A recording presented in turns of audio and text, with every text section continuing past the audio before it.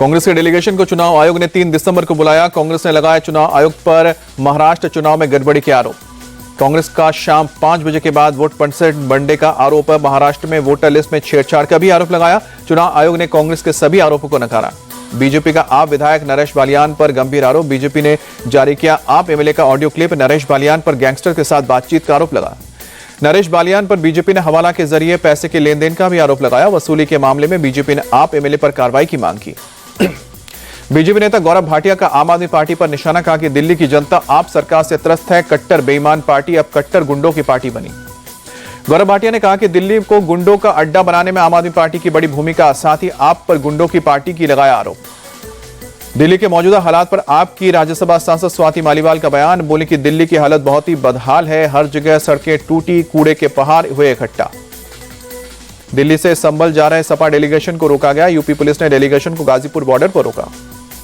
Police ने Samajwadi party के 3 सांसदों को रोका। जियाउर रहमान बर्क, हरेंद्र मलिक और मुहिबुल्ला नदवी को बॉर्डर पर रोका गया।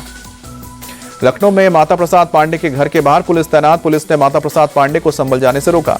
प्रशासन की रोक के बावजूद संभल जाने के लिए अड़ी समाजवादी पार्टी सपा के प्रतिनिधिमंडल में शामिल है माता प्रसाद पांडे।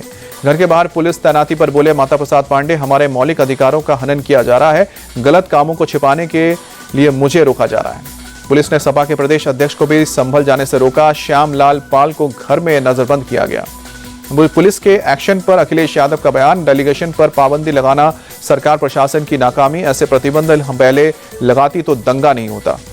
सपा नेता रविदास मेहरोत्रा ने संभल के डीएम एसपी को हटाने की मांग की। कहा कि संभल हिंसा की हाईकोर्ट के जज से कराई जाए जांच।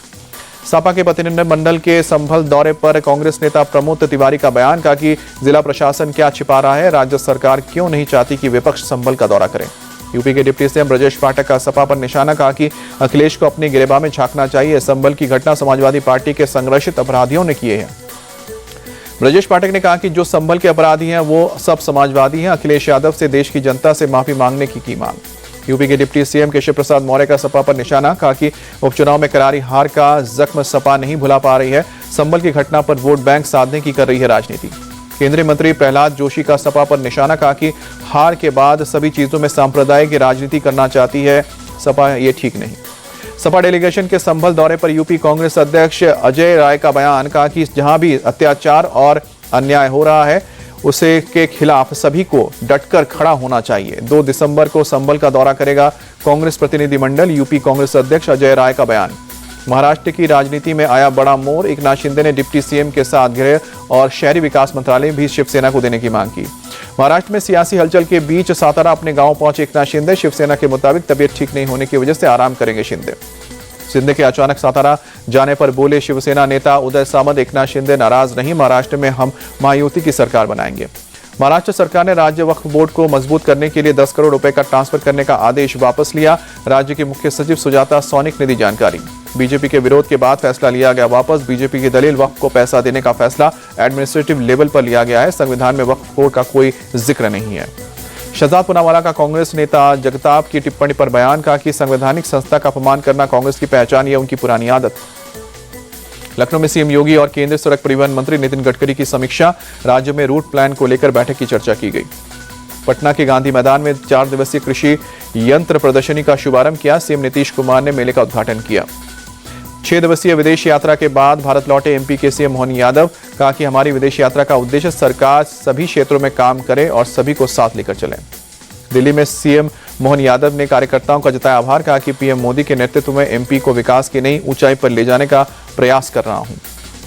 बांग्लादेश में हिंदुओं पर हमले के खिलाफ भारत में प्रदर्शन। हैदराबाद में वीएचपी ने ह्यूमन चेन बनाकर जताया विरोध। हिंदुओं की सुरक्षा को लेकर उठाई आवाज। हैदराबाद में वीएचपी कार्यकर्ताओं ने बांग्लादेश के खिलाफ जमकर की नारेबाजी। बैनर और पोस्टर के जरिए सड़कों पर उतरे लोग। बंगाल की खाड़ी में उठा चक्रवाती तूफान फेंगल आज पुडुचेरी में करेगा लैंडफॉल। 90 किलोमीटर प्रति घंटे की रफ्तार से हवाएं चलेंगी। चेन्नई में चक्रवात फेंगल का दिखा असर। लगातार बारिश के बाद जल भराव की बनी स्थिति, सड़कों पर भरा पानी। चेन्नई में भारी बारिश के चलते लोगों की परेशानी बढ़ी। लोगों को यातायात में दिक्कत। चेन्नई में चक्रवात फेंगल के चलते बह रही तेज हवाएं, कासीमेदू इलाके को लेकर जारी किया गया अलर्ट। चेन्नई में चक्रवात फेंगल के बीच बदला मौसम का मिजाज। दिन में बिछाया अंधेरा। गाड़ियों की हेडलाइट जलाकर लोगों को करना पड़ रहा है सफर। सीएम एमके स्टालिन ने फेंगल चक्रवात से निपटने की तैयारियों का जायजा लिया। चेन्नई में कंट्रोल रूम का किया दौरा। चेन्नई में सीएम एमके स्टालिन ने राहत शिविर का दौरा किया। चक्रवात फेंगल से प्रभावित लोगों के लिए खाद्य सामग्री का निरीक्षण। पुडुचेरी में चक्रवात फेंगल की वजह से तटीय इलाकों में हुई बारिश, समंदर में उठी ऊंची लहरें।